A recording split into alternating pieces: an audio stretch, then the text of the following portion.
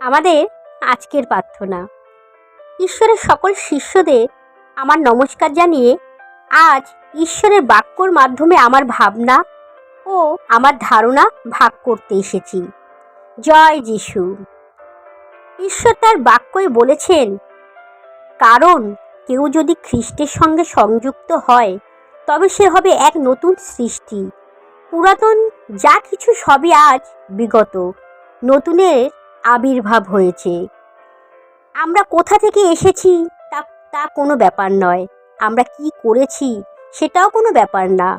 আমাদের উৎসাহিত হতে হবে এই সত্য যা এখনও দাঁড়িয়ে আছে। খ্রিস্টে আমাদের নতুন করে তৈরি করা হয়েছে। ক্রুশে যিশুর সমাপ্ত কাজ সর্বদা ছিল এবং সর্বদাই আমাদেরকে বাঁচাতে এবং উদ্ধার করতে যথেষ্ট। আমাদের শুধু এটি গ্রহণ করতে হবে বিশ্বাসের দ্বারায়। শত্রু আমাদের সব খারাপ ভুল কিছুর ওপর মনোযোগ করাবে এবং ভুল বোঝাবে, আমাদের প্রত্যাখ্যান, নিরুৎসাহ এবং বিষণ্ণতার জায়গায় নিয়ে যাবে। কিন্তু সেই রকম সময় পরিস্থিতিতে মনে রাখতে হবে, যিশুর মাধ্যমে আমরা এক নতুন সৃষ্টি। পুরাতন চলে গেছে, ভালো ফলাফল আসতে আর বেশি দেরি নয়। জয় যিশুর জয় হোক। ধন্যবাদ প্রভু। মানব বুদ্ধির অতীত ঈশ্বরের শান্তি তোমাদের হৃদয় ও মনকে খ্রিস্ট যিশুতে সংরক্ষণ করুক। বিশ্বপিতা ঈশ্বরের জয় হোক। হালেলুয়া।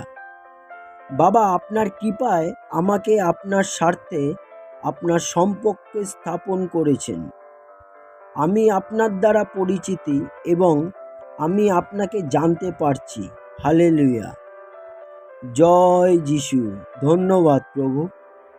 বাবা, আমাকে শান্তি দেওয়ার জন্যে আপনাকে অশেষ ধন্যবাদ, যা আমার চেতনা এবং পরিস্থিতির বাইরে।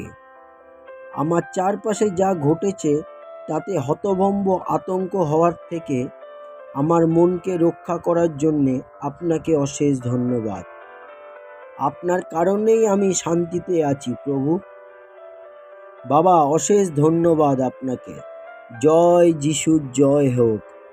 আমেন।